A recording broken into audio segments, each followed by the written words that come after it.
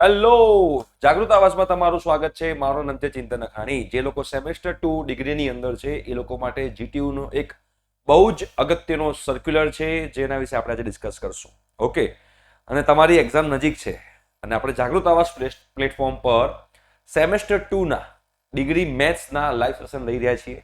Laplace chapter આખું complete થઈ ગયું છે, જેની લિંક નીચે હું મૂકી દઉં છું. તમારે જો લાપ્લાસ જોવાનું બાકી હોય તો તમે લોકો જોઈ શકો છો. અને આજે રાત્રે 9 વાગે જાગૃત આવાજ પ્લેટફોર્મ પર ચેપ્ટર નંબર 4 જે છે ઓર્ડિનરી ડિફરન્શિયલ ઇક્વેશન જે છે એ આપણે સ્ટાર્ટ કરવાના છીએ with tricks and tips. Miss ના કરતા આજે રાત્રે 9 વાગે. ઓકે, અને લાપ્લાસ જોવું હોય તો લિંક મેં નીચે મૂકી દીધી છે, પ્લેલિસ્ટની લિંક તમે જોઈ શકો છો. હવે બેટા, તમે લોકો સેમેસ્ટર 2 માં છો તો સેમેસ્ટર 2 ની અંદર તમારા જે ઇન્ટરનલ વાયવાના અને મિડ સેમેસ્ટરના જે એક્ઝામ હતી એના જે તમારા માર્ક્સ એન્ટ્રી જે છે એ માર્ક્સ એન્ટ્રીની ડેટ્સ તમને લોકોને ખ્યાલ હોવી જરૂરી છે. બીકોઝ ઘણા બધા લોકોને મિસ કરી જતા હોય છે અને એકચ્યુઅલી સ્ટુડન્ટ્સ પાસ હોય છે તો પણ ફેલ થઈ જતા હોય છે બીકોઝ માર્ક્સ એન્ટ્રીમાં ભૂલ હોય છે. તો તમારે ખાસ ચેક કરવાનું છે કે તમારા માર્ક્સ બરાબર મુકાયા છે કે નહીં.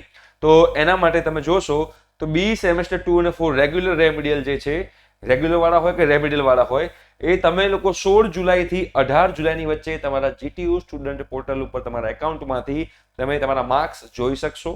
અને જો માર્ક્સમાં કોઈ મિસ્ટેક હોય તો તમારે 22 જુલાઈ પહેલા એ માર્ક્સમાં જે મિસ્ટેક છે તમારે ચેન્જ કરાવવાની રહેશે.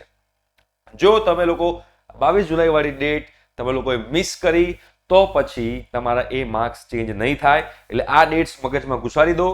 તમારે 16 જુલાઈથી 18 જુલાઈની વચ્ચે તમારા લોકોએ માર્ક્સ જોવાના છે અને જો કોઈ કરેક્શન આવે તો 22 જુલાઈ પહેલા તમારે કરેક્શન કરવાનું છે. ઠીક છે? Thank you so much. Bye. રાત્રે મળીએ છીએ 9 વાગે. Thank you.